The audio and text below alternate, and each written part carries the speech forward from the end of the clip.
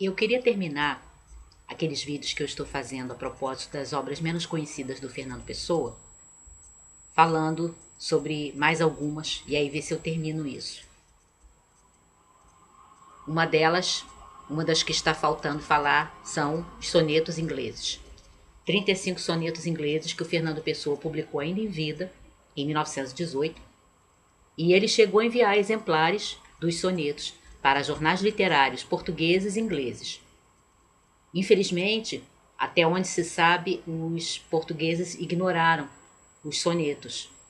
Mas os jornais de literatura na Inglaterra acusaram o recebimento e fizeram algumas observações interessantes. Eles observaram que o uso que o Fernando Pessoa, um português, faz da língua inglesa é um uso que é extremamente formal e que o inglês usado pelo Fernando Pessoa é o inglês quase elisabetano, ou seja, um inglês quase clássico, o inglês da época do Shakespeare. Isso não é uma coincidência, porque há registros de que o Fernando Pessoa teria confidenciado a um amigo que ele queria fazer uma nova versão, uma releitura dos sonetos shakespearianos. E quando você vai para os sonetos, você observa que ele realmente fez isso através desses sonetos ingleses. Primeiro que o soneto, o formato do soneto que ele usa é o formato do soneto inglês. Não é o formato do soneto italiano, que são 2 quartetos e 2 tercetos. Ele usa o formato do soneto inglês, que são 3 quartetos e um dístico.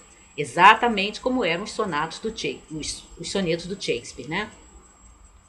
E quando você lê, você percebe que existe uma similaridade entre os sonetos shakespearianos e os sonetos do Fernando Pessoa, não apenas a nível formal e não apenas no uso do inglês elisabetano, mas também nos temas. A persistência da memória, a ilusão do tempo, como o tempo leva à decadência física da criatura amada, né? Leva embora a beleza, leva embora a saúde e, por fim, a vida. E aí a poesia serve como apoio, como um retrato para eternizar a beleza da criatura amada. Por exemplo, isso é um assunto bastante comum nos sonetos do Shakespeare e você encontra no soneto 5. Essa aqui é uma das traduções que eu tenho do sonetos do Shakespeare pelo Péricles Eugênio da Silva Ramos. Aí você pega, por exemplo, o soneto 15, em que o Shakespeare vai falar sobre isso, sobre como a poesia vai ser o veículo para eternizar a beleza da criatura amada, a juventude da criatura amada. E aí você vai para o soneto 4 do Fernando Pessoa, em que ele vai falar a mesma coisa. Aí você vai, que esse é o exemplo que eu acho mais interessante, para o soneto 116 do Shakespeare, em que o Shakespeare começa assim: impedimentos não admito para união de corações fiéis. E aí você compara com o soneto 19 do Fernando Pessoa, que começa assim: que beleza e amor ninguém desuna.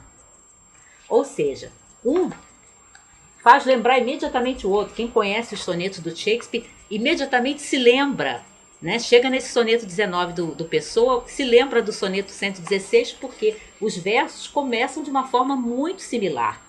Você tem um imperativo do poeta: impedimentos não admito, e o outro: que ninguém desuna, né? É uma ordem que o poeta, né, o poeta narrador está dando no seu soneto, logo na primeira linha. E aí, o soneto do Shakespeare fala: não admito para a união de corações fiéis.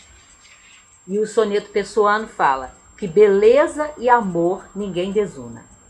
Todos dois estão falando de união e da possibilidade de desunião com a qual os dois discordam, sendo que um fala na união de corações fiéis, no soneto do Shakespeare, e o outro fala na união de beleza e amor, no soneto pessoano, que aliás me parece muito Fernando Pessoa isso. O Pessoa era...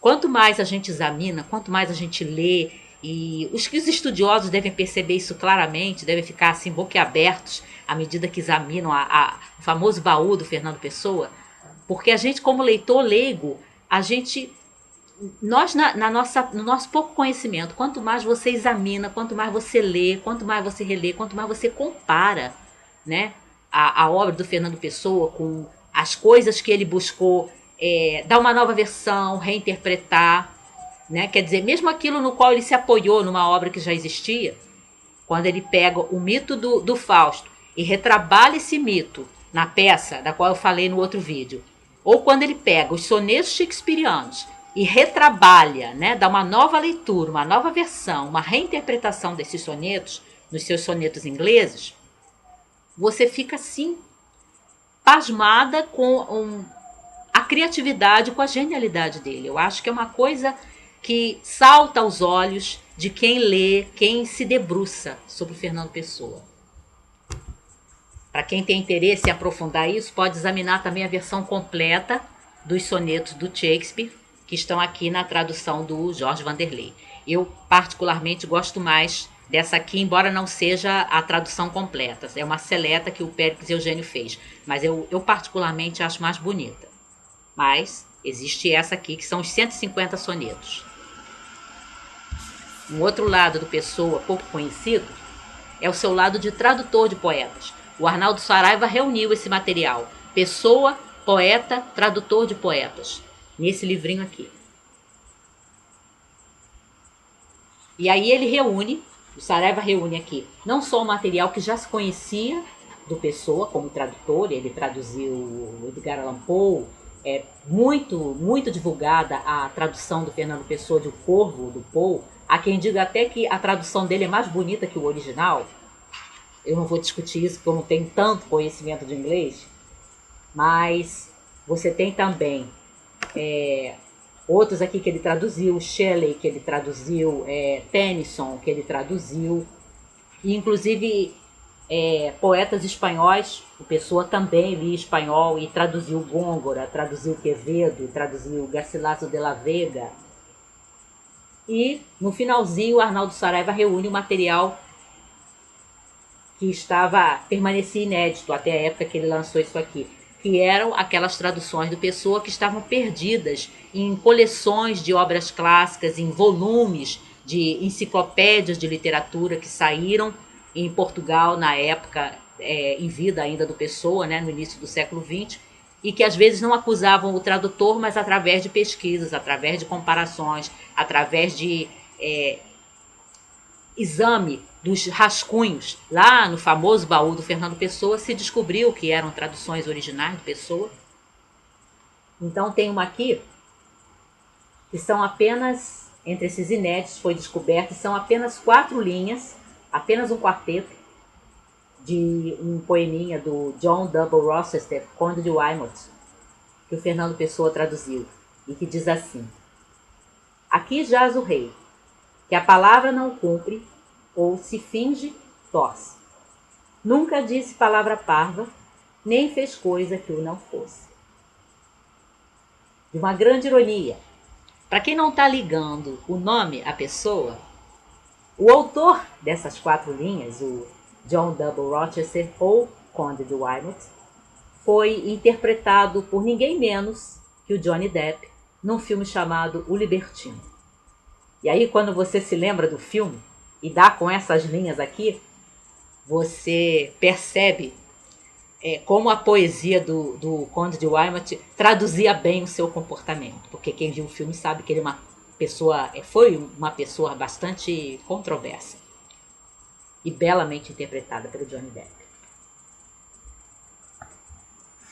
Uma outra coisa que eu queria mencionar para fechar o vídeo é essa biografia aqui, escrita pelo Robert Bresson, que é um escritor francês, que é um admirador do Fernando Pessoa, é um apaixonado pelo Fernando Pessoa, como muitos de nós somos.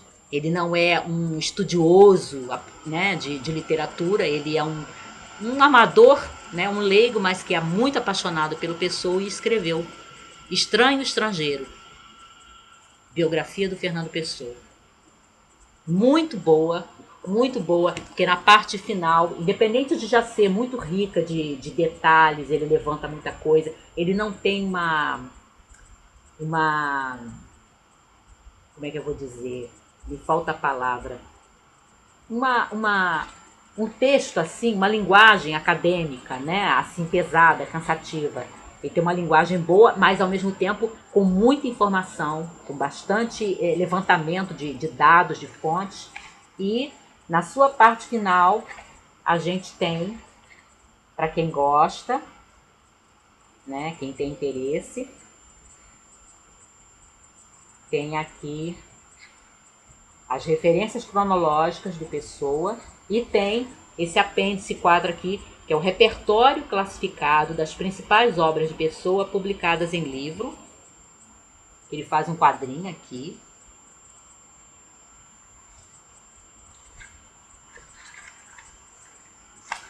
E tem